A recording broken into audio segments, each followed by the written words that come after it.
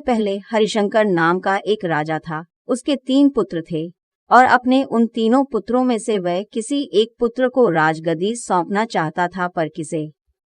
राजा ने एक तरकीब निकाली और उसने तीनों पुत्रों को बुलाकर कहा, अगर तुम्हारे सामने कोई अपराधी खड़ा हो तो तुम उसे क्या सजा दोगे?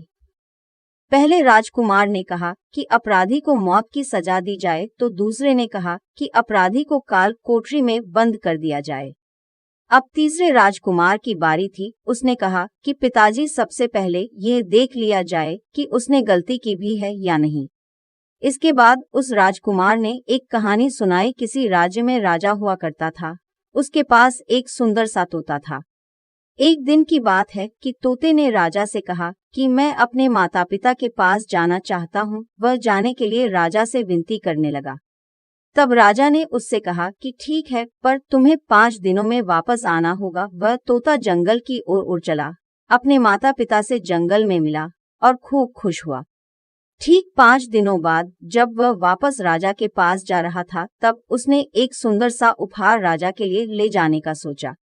वह राजा के लिए अमृत फल ले जाना चाहता था। जब वह अमृत फल के लिए पर्वत पर पहुंचा, तब तक रात हो चुकी थी। उसने फल को तोड़ा और रात वहीं गुजारने का सोचा।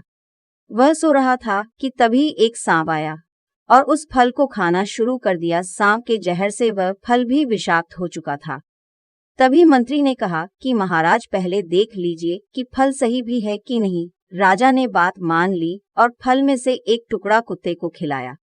राजा ने सख्त हिदायत दी कि कोई भी इस पेड़ का फल ना खाए, क्योंकि राजा को लगता था कि यह अमृत फल विषाक्त होते हैं और तोते ने यही फल खिलाकर उसे मारने की कोशिश की थी।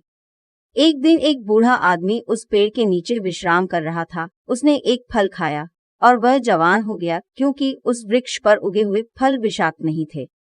जब इस बात का पता राजा को चला तो उसे बहुत ही पछतावा हुआ। उसे अपनी करनी पर लज्जा हुई।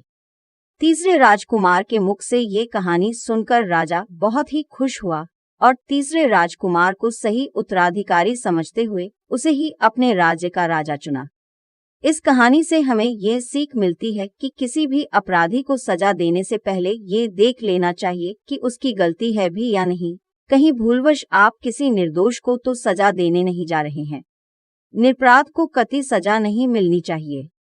मित्रों, आपको ये कहानी कैसी लगी, ये बात आप हमको कमेंट के माध्यम से जरूर बताइए। आप हमें सब्सक्राइब कर सकते हैं।